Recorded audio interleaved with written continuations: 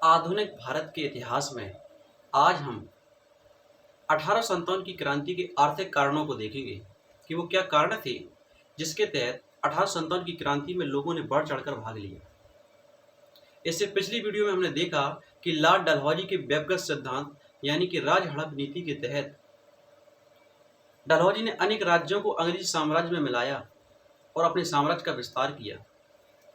हमने देखा कि जब 1764 ईस्वी में बक्सर का युद्ध हुआ, जब 1764 ईस्वी में बक्सर का युद्ध हुआ, तो इस बक्सर के युद्ध में के बाद इलाहाबाद की संधि होती है, जिसमें कंपनी को बंगाल, बिहार और उड़ीसा की दीवानी प्राप्त हो जाती है। इसके बाद इन्होंने भू राजस्व व्यवस्था में स्थायी बंदोबस्त, रैयतवाड़ी और महलवाड़ी जैसी प्रथाओं को लाई। और अगर हम स्थायी बंदोबस्त में की बात करें, भू राजस्व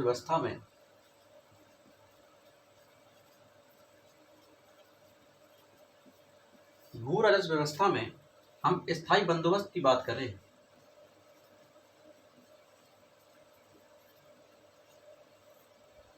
स्थायी बंदोबस्त में भूमि का स्वामी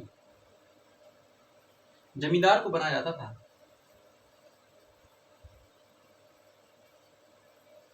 भूमि का स्वामी जमींदार को, और इसमें कर की दरों को स्थिर कर दिया गया। यानी कि जो कर की दर थी, कर की दर को स्थिर कर दिया गया।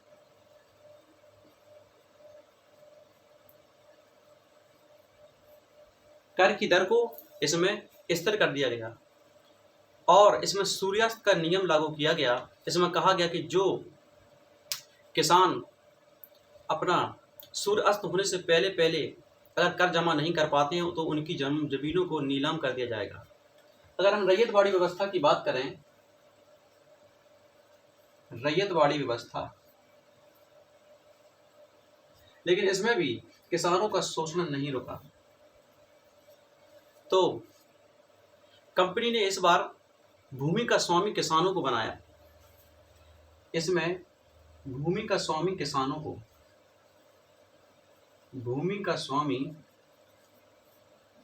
किसानों को बनाया और इसका परिणाम ये निकला कि जब किसानों के पास पैसे की कमी आई तो वो ऋण लेने के लिए साहूकारों के पास गए और साहूकारों के ऋण के कुचक्र में वो फंस गए। इसके बाद हम देखेंगे कि महलवाड़ी प्रथा को तीसरे नंबर पर है। पहली है स्थायी बंदोबस्त, दूसरी है रैयतवाड़ी और तीसरी है महलवाड़ी। महलवाड़ी व्यवस्था में, यानी कि जो भू राजस्व व्यवस्था है, इसमें लगान गांव की मुखिया से लिए वसूला जाता था। इसमें लगान गांव का एक मुखिया बना दिया जाता था, गांव के मुखिया से वसूला जाता था। गांव के मुखिया से वसूला जाता था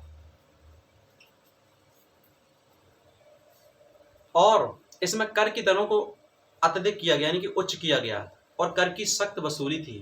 परिणाम इन तीनों का परिणाम यही निकला कि कृषि का पतन हो गया, लोग बेरोजगार हो गए और जो किसान थे वो अपने ही खेत में मजदूर बन गए, क्योंकि जमींदारों की उपजमीनें होने लगी।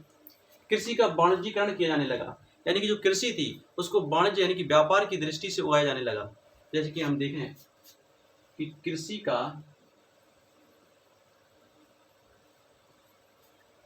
का वाणिज्यीकरण,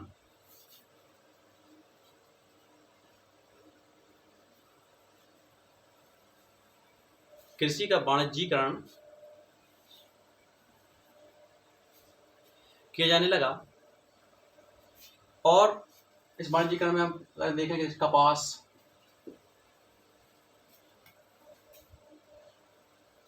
अफीम, चाय, कॉफी, जूट, रेशम, इन फसलों को किया जाने लगा। और अगर हम उद्योग धंधों की बात करें तो कच्चे माल को अंग्रेज यानी कि कंपनी भारत से ब्रिटेन भेजते थे और तैयार माल को ब्रिटेन से भारत आयात करते थे। उद्योग में हम बात करें तो कच्चे माल का निर्यात किया जाता था और तैयार माल का आयात किया जाता था।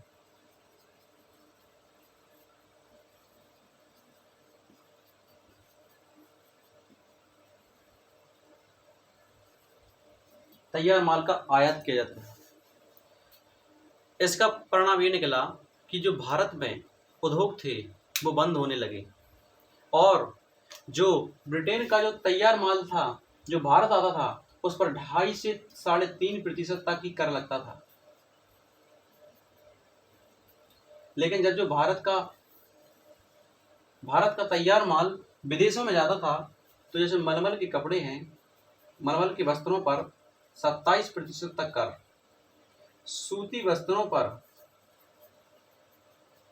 71% तक कर और जो रेशम के वस्त्र हैं यानी कि रेशम वस्त्रों पर 90% तक कर वसूला जाता था।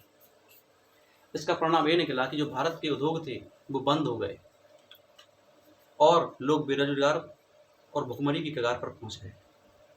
अगर हम निवेश की बात करें तो निवेश में रेलवे में कंपनी 5% लाभ की गारंटी का वादा कर रही थी।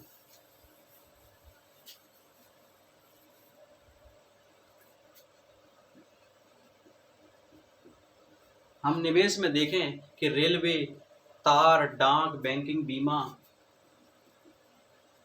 रेलवे, तार, डाक, बैंकिंग, बीमा, रेलवे में कंपनी 5% लाभ देने का कंपनी वादा कर रही थी कि हम आपको 5% रिटर्न देंगे, 5% लाभ देंगे, इसका वादा कर रही थी। इसका परिणाम ये निकला कि जो ब्रिटेन की पूंजीपति थे उन्होंने अत्यधिक पैसा रेलवे में निवेश किया। अगर हम यहाँ की नौकरियों की बात करें कि नौकरियों के वेतन में जो वेतन मिलता था उसमें भेदभाव किए जाने लगा और एक समान वेतन ना मिलने के कारण भारतीयों के मन में द्वेष की भावना जागृत हुई। कला एवं संस्कृति की हम बात करें, कला एवं संस्कृति की, तो कला एवं संस्कृति में कलाकार भी बेरोजगार हो गए और वे भी मजदूरी की ओर बढ़े और लोगों के मन में अंग्रेजों के प्रति द्वेष की भावना जागृत हुई। 1857 की क्रांति के कारणों में अगर हम धार्मिक एवं सामाजिक एवं सैन्य कारणों को देखें, इसके बाद हम देखें कि तात्कालिक कारण क्या थे। अगर हम धार्मिक एवं सामाजिक कारणों को देखते हैं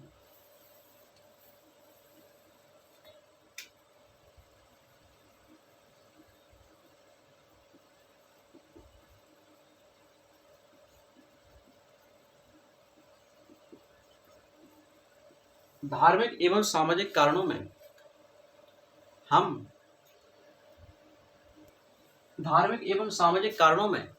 हम सामाजिक सुधार की बात करें। भले ही अंग्रेजों ने भारत में सामाजिक सुधार किए लेकिन उस समय भारतीयों को वो सामाजिक सुधार नहीं लग रहे थे, जबकि वो लग रहे थे कि ये हमारे धार्मिक एवं सामाजिक में हस्तक्षेप कर रहे हैं, यानी कि धार्मिक एवं सामाजिक जीवन में हस्तक्षेप कर रहे हैं। अगर हम सामाजिक सुधार की बात करें, सामाजिक सुधार, तो सामाजिक सुधार में कन्या वध पर 1795 ईस्वी में कन्या वध पर 1795 ईस्वी में जॉन सोर ने प्रतिबंध लगाया, यानी कि इसे समाप्त किया।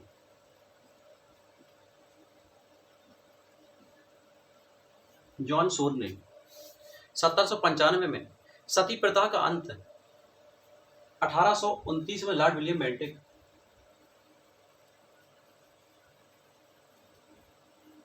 सती प्रथा।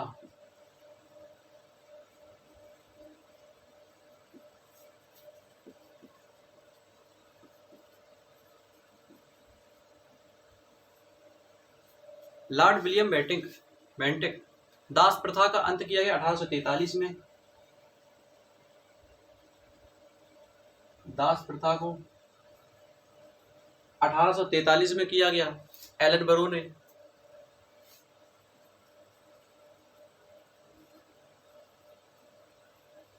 एलन बरो ने। और अगर हम नरबली पर प्रतिबंध की बात करें, अंत की बात करें, तो लॉर्ड हार्डिंग ने नरबली पर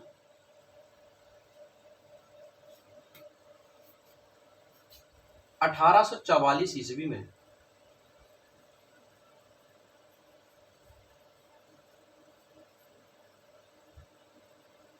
लॉर्ड हार्डिंग ने प्रतिबंध लगाया। और जो विधवा विवाह एवं बाल विवाह पर कानून बनाया, यानी कि हम अंतरजातीय जो विवाह को मान्यता दी, वो 1856 ईस्वी में लॉर्ड डलहौजी ने ही दी। यानी कि हम विधवा विवाह की बात करें, विधवा विवाह, या हम बात करें बाल विवाह पर जो कानून बने, उनको 1856 ईस्वी में लॉर्ड डलहौजी ने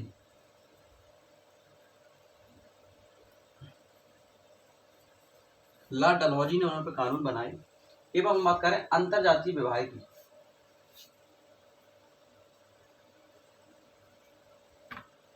अंतरजातीय विवाह की बात करें, तो इन सभी पर कानून बनाए हैं लॉर्ड डलहौजी ने 1856 ईस्वी में। अब हम बात करें कि धार्मिक हस्तक्षेप की नीतियों की, तो 1806 ईस्वी में 1806 ईस्वी में एक कानून आया जिसमें माला, तिलक, पगड़ी बांधना, इन पर रोक लगा दी गई। 1806 ईस्वी में एक कानून आया जिसमें माला, तिलक और पगड़ी बांधने पर रोक लगा दी गई। बांधने पर रोक लगा दी, इनको बांधने पर रोक लगा दी गई। और कहा गया इनके स्थान पर कि आप हैट पहनने को कहा गया कि चमड़े का तुर्रा एवं पंख लगाने को कहा गया। क्या लगाएं इसके स्थान पर?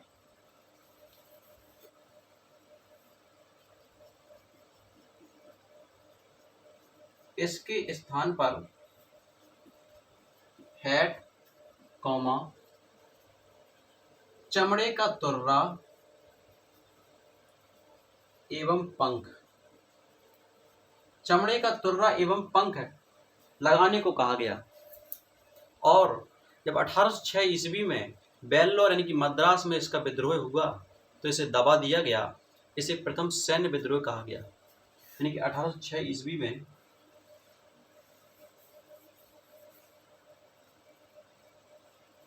1806 ईस्वी में बेल्लोर मद्रास में इसका विरोध हुआ, इसे दबा दिया गया। इसे दबा दिया गया, इस विद्रोह को दबा दिया गया। और इसे प्रथम सैन्य विद्रोह कहा गया।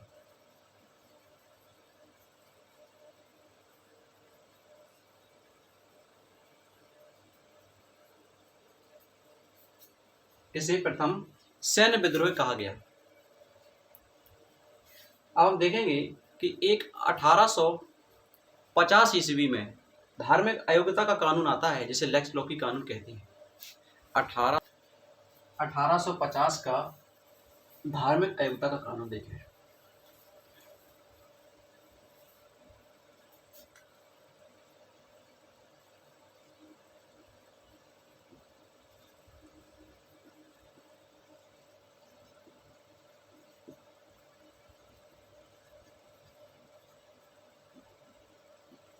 अठारह सौ 50 का एक धार्मिक अयोग्यता का कानून आया।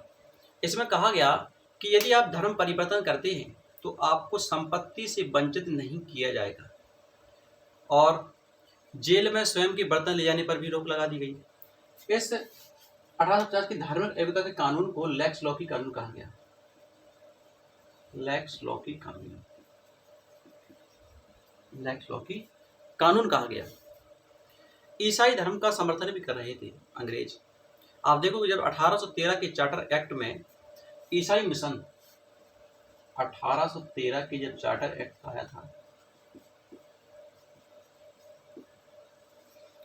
था तो इसमें ईसाई मिशनरी को अनुमति दी गई कि आप अपने धर्म का प्रचार कर सकते हैं। भारत में बाइबल की शिक्षा का प्रचार किया गया और अंग्रेजी सरकार इस ईसाई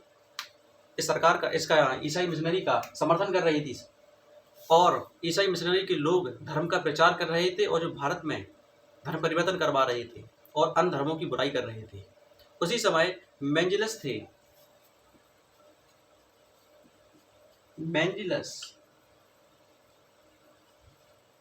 मेंजिलस ने house of common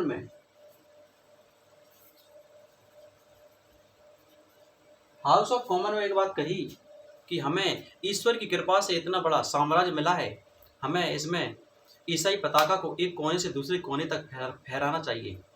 major Edward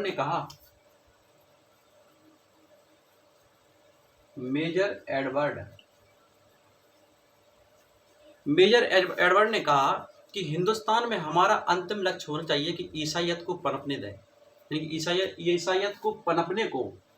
ईसाइयों के पनपने को ये अपना लक्ष्य भारत में मानते थे। अगर हम सैनिकों के कारणों की बात करें तो हमने देखा कि सैनिकों के वेतन हो, पदोन्नति हो, इसमें भेदभाव किया जाता था, या भर्ती हो।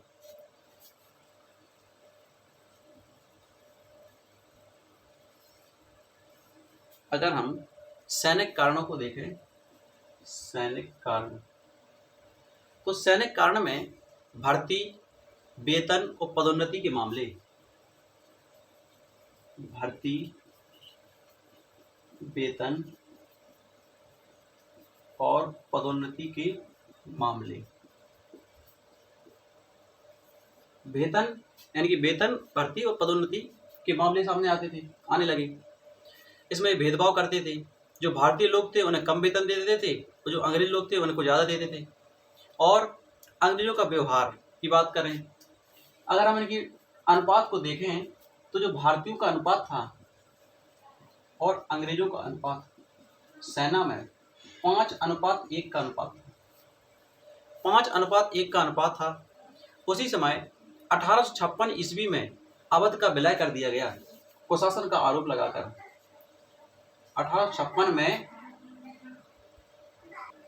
1856 ईस्वी में अवध पर कुशासन का आरोप लगा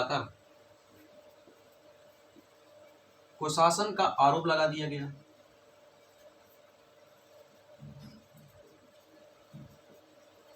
और कहा गया कि जो अवध के नवाब हैं उन्हें शासन चलाना नहीं आता और इनको पद से हटाकर स्वयं अपने यानी कि ऐसे कब्जे में कर लिया गया।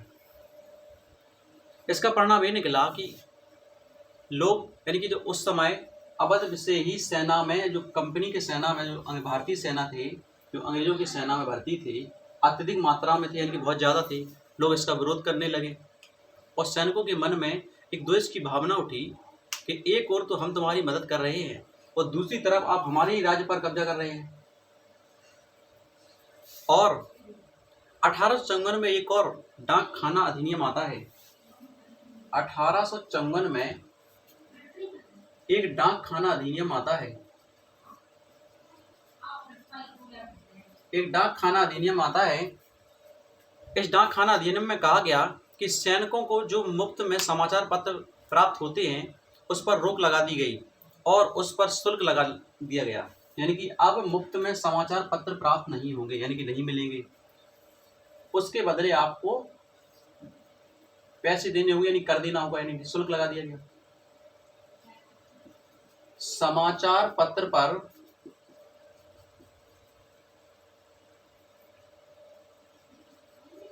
शुल्क लगा दिया गया। समाचार पत्र पर शुल्क लगा दिया गया। धर्म भ्रष्ट करने का आरोप लगा। सैनिक विद्रोह हुए 1767 में। देखो बक्सर का युद्ध, बेलोर का युद्ध हुआ, जिसे में 24 सैनिकों को फांसी की सजा प्राप्त हुई थी। और जब 1824 ईस्वी में भारतीय सैनिकों को बर्मा भेजा गया। 1824 ईस्वी में भारतीय सैनिकों को बर्मा भेजा गया, तो भारतीयों ने बर्मा जाने से मना कर दिया।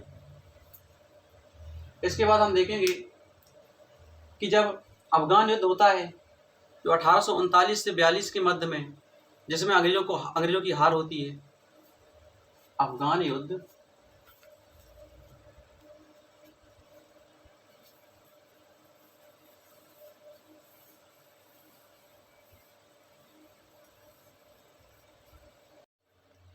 डलहौजी के कार्यकाल में कई युद्ध हुए, जिसमें से अफगान का युद्ध में जो अफगान का युद्ध हुआ 1839 से 42 के मध्य में, इस युद्ध में अंग्रेजों की पराजय हुई। इससे भारतीयों को उत्साह मिला। जो भारतीय सैनिक थे, पंजाब विलय में भी जब पंजाब को विलय किया गया, पंजाब विलय में भी अंग्रेजों को बहुत क्षति प्राप्त हुई, जिससे भारतीय सैनिकों के मन में भी उत्साह बढ़ा। अगर हम तात्कालिक कारण को देखें कि वो तात्कालिक कारण क्या थे जिससे 1857 की क्रांति हुई और इसमें अधिक से अधिक लोगों ने भाग लिया। तात्कालिक कारण को देखें,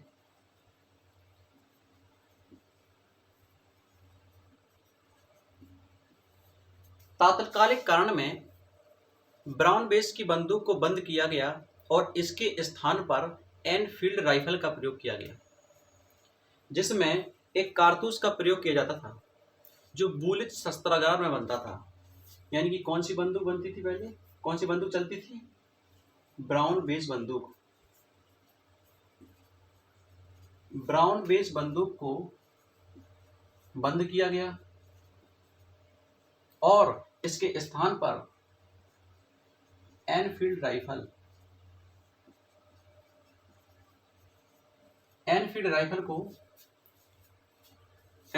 का प्रयोग किया गया। और इसमें जो कारतूस का प्रयोग होता था वो बुलिच शस्त्रागार में बनता था। कहाँ बनता था? बुलिच शस्त्रागार में। बुलिच शस्त्रागार में बनता था। इस राइफल का प्रयोग सर्वप्रथम दमदम, अंबाला, सियालकोट में करने पर, इस राइफल को चलाने पर एक सील को दांतों से दबाना पड़ता था और यह अफवाह फैल गई कि ये सील गाय एवं सुअर की चर्बी से बनती थी। यानी कि जो बंदूक थी उसमें जो सील थी उसको दांतों से हटाना पड़ता था और सभी जगह ये अफवाह फैल गई कि ये गाय एवं सुअर के चर्बी से बनती है। और बाद में जब अधिकारियों ने बताया कि इसमें चर्बी का प्रयोग किया गया तो फिर विद्रोह हुआ और मंगल पांडे ने अपने ही अधिकारियों को गोली मार दी, जिसके बाद में विद्रोह शुरू हुआ और बाद में फिर मंगल पांडे को फांसी की सजा दे दी गई। तो मिलते हैं नेक्स्ट वीडियो में। अगर आपको हमारी वीडियो अच्छी लगी हो तो चैनल को लाइक करें, सब्सक्राइब करें। धन्यवाद।